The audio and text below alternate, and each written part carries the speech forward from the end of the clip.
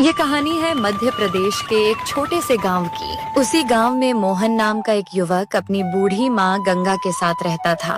गंगा अपने बेटे से बहुत प्यार करती थी, लेकिन मोहन की एक बुरी आदत थी। उसे मेहनत करना बिल्कुल पसंद नहीं था। जब गांव के लोग सुबह से शाम तक काम करके अपने परिवार का पेट पालते थे, तब मोहन इधर उधर घूमकर अपना समय बिताया करता था। गांव के लोग अक्सर उसे समझाते थे, लेकिन वह किसी की बात पर ध्यान नहीं देता था। उसे लगता था कि जिंदगी किसी न किसी तरह चल ही जाएगी। एक दिन दोपहर के समय मोहन गांव के चौराहे पर घूम रहा था। तभी उसकी नजर गंगाराम की दुकान पर पड़ी। गर्मा गर्म पकवानों की खुशबू हवा में फैल रही थी। मोहन सीधे दुकान पर पहुंच गया। अरे गंगाराम भैया, सुबह से कुछ नहीं खाया, थोड़ा खाना दे दो। मोहन, पहले पुराना उधार चुका। भैया, इस बार पक्का पैसे दे दूंगा।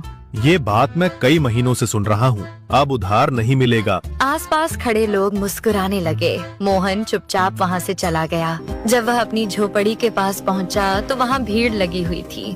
बीच में सेठ धनराज अपने 2 आदमियों के साथ खड़ा था। सेठ जी, थोड़ा और समय दे दीजिए। बहुत समय दे चुका हूँ बुढ़िया, अब मुझे मेरे पूरे 10,000 रुपए चाहिए। तभी मोहन वहाँ पहुँच गया। क्या बात है सेठ जी? बात यह है कि मुझे मेरे पैसे चाहिए। अगर 7 दिनों के अंदर पैसे नहीं मिले तो ये झोपड़ी मेरी होगी। सेठ जी, हम गरीब लोग हैं, हमसे हमारा घर मत छीनिए। मुझे कुछ नहीं सुनना, अगले सोमवार को मैं फिर आऊंगा। सेठ धनराज वहाँ से जाने लगा। तभी मोहन आगे बढ़ा। रुकिए सेठ जी, मैं आपको वचन देता हूँ कि 7 दिनों के अंदर आपका पूरा पैसा लौटा दूंगा। क्या तू देगा पैसे? जी हाँ, मैं आपके पैसे लौटा दूंगा। ठीक है, मैं अगले सोमवार को आऊंगा। अगर पैसे नहीं मिले तो कोई बहाना नहीं चलेगा। इतना कहकर सेठ धनराज वहाँ से चला गया। गंगा चिंतित होकर अपने बेटे की तरफ देखने लगी। बेटा, तुमने ये क्या कर दिया? 7 दिनों में इतने पैसे कहाँ से लाओगे? माँ, मैंने आज तक बहुत गलतियाँ की हैं, लेकिन अब नहीं।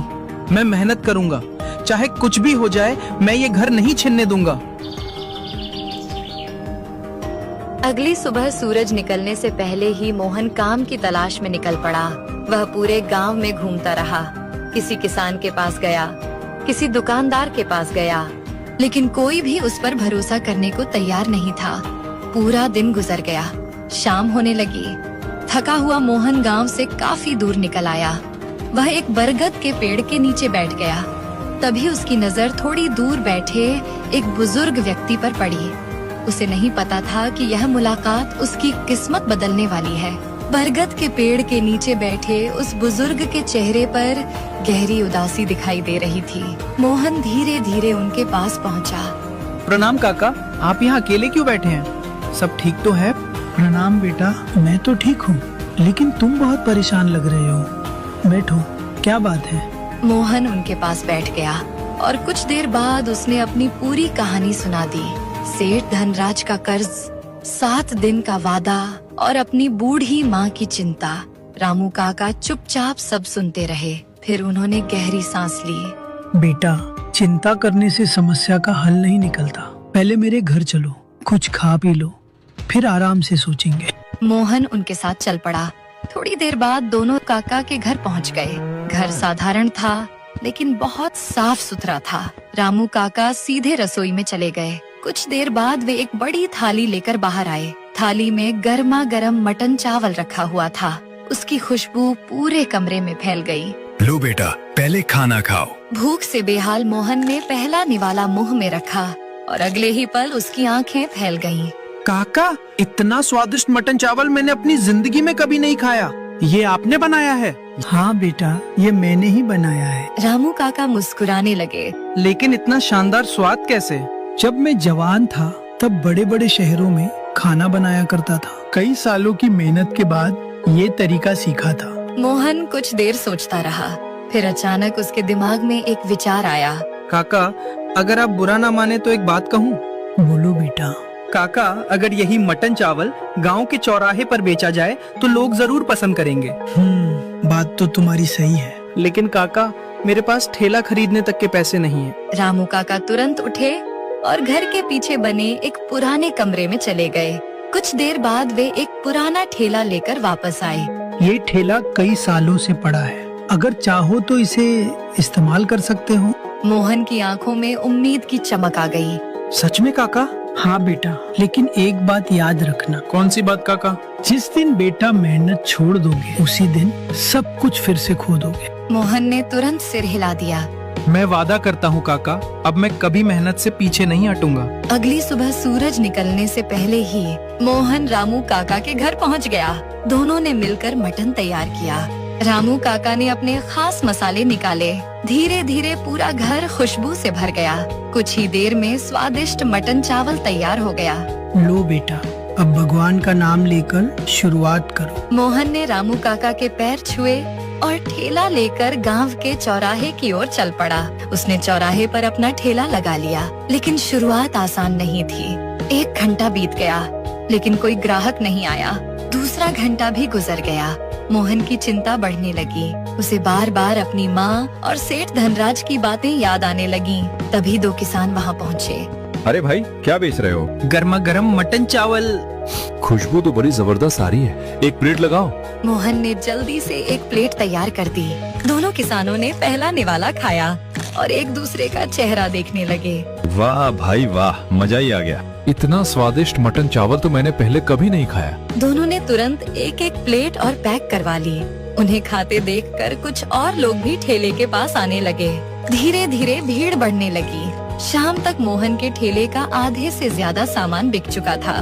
उसकी जेब में पहली बार मेहनत की कमाई थी, लेकिन उसे नहीं पता था कि आने वाले दिनों में यही ठेला पूरे गांव में उसकी पहचान बन जाएगा। उस रात मोहन बहुत दिनों बाद सुकून से सोया। सुबह होते ही वह फिर रामू काका के घर पहुंच गया। आज उसके चेहरे पर पहले जैसी चिंता नहीं, बल्कि एक नई उम्मीद दिखाई दे रही थी। क्या बात है बेटा, आज तो बड़े खुश लग रहे हो। हाँ काका, कल पहली बार मुझे अपनी मेहनत की कमाई मिली थी। अब समझ आया कि मेहनत का सुख क्या होता है। रामू काका मुस्कुरा दिए। दोनों ने मिलकर पहले से ज्यादा मटन चावल तैयार किया, क्योंकि आज उन्हें उम्मीद थी कि ग्राहक भी ज्यादा आएंगे। कुछ देर बाद मोहन ठेला लेकर गांव के चौराहे पर पहुंच गया, लेकिन आज का नजारा देखकर वह हैरान रह गया। उसके ठेले के सामने पहले से ही कुछ लोग खड़े थे। अरे भाई, जल्दी करो, कल वाला मटन चावल खाना है। हाँ, हमारे लिए भी 2 प्लेट तैयार कर दो। यह देखकर मोहन के चेहरे पर मुस्कान आ गई। उसने जल्दी जल्दी प्लेटें तैयार करनी शुरू कर दी। कुछ ही देर में ठेले के आसपास अच्छी खासी भीड़ जमा हो गई। जो व्यक्ति एक बार मटन चावल खाता, वह अगले दिन अपने किसी दोस्त या रिश्तेदार को भी साथ लेकर आता। धीरे धीरे पूरे गांव में मोहन के मटन चावल की चर्चा होने लगी। सुना है चौराहे पर एक नया ठेला लगा है। सिर्फ ठेला नहीं भाई, मटन चावल का स्वाद कमाल का है। दिन गुजरते गए। मोहन का काम बढ़ता गया।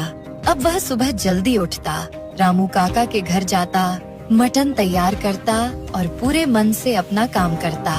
गांव वाले भी उसके बदले हुए व्यवहार को देखकर हैरान थे। ये वही मोहन है ना, जो पहले दिन भर आवारागर्दी करता था? हाँ, लेकिन अब तो पूरी तरह बदल गया है। उधर गंगा भी अपने बेटे को देखकर बहुत खुश थी। एक शाम जब मोहन घर लौटा, तो उसने अपनी कमाई माँ के हाथ में रख दी। बेटा, ये सब माँ, मेहनत की कमाई है, अब धीरे धीरे सब ठीक हो जाएगा। गंगा की आंखें भर आईं। उसने अपने बेटे के सिर पर हाथ फेर दिया। भगवान तुझे हमेशा खुश रखे बेटा, आज मुझे तुझ पर गर्व हो रहा है। यह सुनकर मोहन भावुक हो गया। वह जानता था कि उसकी माँ ने कितनी मुश्किलें झेली हैं। अब वह किसी भी कीमत पर उसे दुखी नहीं देखना चाहता था। दिन बीतते गए। मोहन रोज थोड़ा थोड़ा पैसा बचाता रहा। उसके मन में सिर्फ एक ही लक्ष्य था, सेठ धनराज का कर्ज चुकाना। एक शाम उसने अपनी पोटली खोली और पैसे गिनने लगा। गिनते गिनते उसके चेहरे पर मुस्कान आ गई। काका, काका, क्या हुआ बेटा? पूरा पैसा जमा हो गया। अब मैं सेठ धनराज का पूरा कर्ज चुका सकता हूँ। रामू काका के चेहरे पर भी खुशी आ गई। मुझे पता था बेटा, मेहनत कभी बेकार नहीं जाती। उस रात मोहन ने चैन की सांस ली, लेकिन असली परीक्षा अब भी बाकी थी, क्योंकि अगली सुबह सोमवार था। वही सोमवार जिस दिन सेठ धनराज अपना पैसा लेने आने वाला था। पूरे गांव की नजरें अब मोहन पर टिकी हुई थीं। क्या मोहन अपना वादा निभा पाएगा? क्या वह अपनी माँ का घर बचा पाएगा? इन सभी सवालों का जवाब अगले दिन मिलने वाला था। अगली सुबह मोहन बहुत जल्दी उठ गया। आज सोमवार था, वह दिन जिसका उसे कई दिनों से इंतजार भी था और डर भी। मोहन ने सबसे पहले अपनी माँ गंगा का आशीर्वाद लिया और फिर रामू काका के घर पहुँच गया।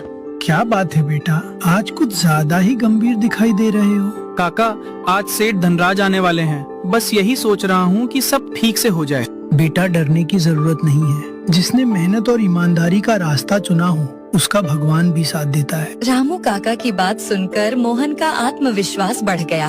दोनों ने मिलकर हमेशा की तरह स्वादिष्ट मटन चावल तैयार किया। कुछ देर बाद मोहन अपना ठेला लेकर गांव के चौराहे पर पहुंच गया। सुबह से ही ग्राहक आने लगे। मोहन भाई, एक प्लेट इधर देना। और हमारे लिए 2 प्लेट पैक कर देना। मोहन तेजी से सबको मटन चावल परोस रहा था। तभी दूर से सेठ धनराज अपने 2 आदमियों के साथ चौराहे की ओर आता दिखाई दिया। तो मोहन, 7 दिन पूरे हो गए, क्या मेरे पैसे तैयार हैं? मोहन कुछ बोलता, उससे पहले ही मटन चावल की खुशबू सेठ धनराज तक पहुंच गई। उसने बड़े बर्तन की तरफ देखा।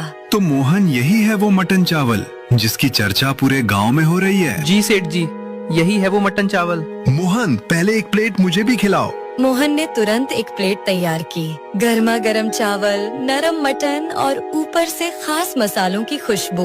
सेठ धनराज ने पहला निवाला मुंह में रखा। उसकी आंखें आश्चर्य से फैल गईं। फिर उसने दूसरा निवाला खाया, फिर तीसरा। कुछ ही मिनटों में पूरी प्लेट खत्म हो चुकी थी। वाह मोहन, सच कहूँ ऐसा स्वाद मैंने पहले कभी नहीं चखा। अब समझ आया कि लोग तेरे मटन चावल की इतनी तारीफ क्यों करते हैं। भीड़ में खड़े लोग मुस्कुराने लगे, लेकिन मोहन का ध्यान सिर्फ एक बात पर था। उसने अपनी जेब से कपड़े की एक पोटली निकाली और सेठ धनराज के सामने रख दी। सेठ जी, इसमें आपके पूरे 10,000 रुपए हैं, जैसा वादा किया था। सेठ धनराज ने पोटली खोली और पैसे गिनने लगा। रकम पूरी थी, एक भी रुपया कम नहीं था। कुछ पल के लिए वहाँ सन्नाटा छा गया। फिर सेठ धनराज ने मोहन की तरफ देखा। मोहन, मुझे कभी उम्मीद नहीं थी कि तू इतने कम समय में ये कर पाएगा, लेकिन आज तूने साबित कर दिया कि मेहनत करने वाला इंसान अपनी किस्मत खुद बदल सकता है। गंगा की आंखों में खुशी के आंसू आ गए। सेठ जी, आज मैं बहुत खुश हूँ, क्योंकि अब मेरी माँ को किसी बात की चिंता नहीं रहेगी। और मुझे भी खुशी है कि गांव का एक लड़का सही रास्ते पर चल पड़ा। आज से हमारा सारा हिसाब खत्म। इतना कहकर सेठ धनराज वहाँ से चला गया। चौराहे पर खड़े लोग मोहन की तारीफ करने लगे। देखा मोहन भाई, मेहनत क्या करवा देती है। जो लड़का कभी काम नहीं करता था, वही आज पूरे गांव की शान बन गया। शाम को मोहन अपनी माँ गंगा को लेकर रामू काका के घर पहुँचा। दोनों ने झुककर उनके पैर छुए। काका, अगर उस दिन आप मुझे रास्ता नहीं दिखाते तो शायद मैं कभी नहीं बदल पाता। नहीं बेटा, मैंने सिर्फ रास्ता दिखाया था, चलना तुम्हें खुद पड़ा। रामू काका की बात सुनकर मोहन मुस्कुरा दिया। कुछ महीनों बाद उसका छोटा सा ठेला एक बड़ी दुकान में बदल गया। दूर दूर से लोग उसके मटन चावल खाने आने लगे। अब उसकी कमाई भी अच्छी होने लगी थी। उसने अपनी झोपड़ी की मरम्मत करवाई, माँ के लिए नए कपड़े खरीदे और आराम से जीवन बिताने लगा। गांव में जब भी मेहनत और ईमानदारी की बात होती, लोग मोहन का उदाहरण जरूर देते। और गंगा, वह हर दिन अपने बेटे को देखकर गर्व महसूस करती थी, क्योंकि जिस बेटे को कभी लोग निकम्मा कहते थे, वही बेटा आज अपनी मेहनत से पूरे गांव में सम्मान कमा चुका था।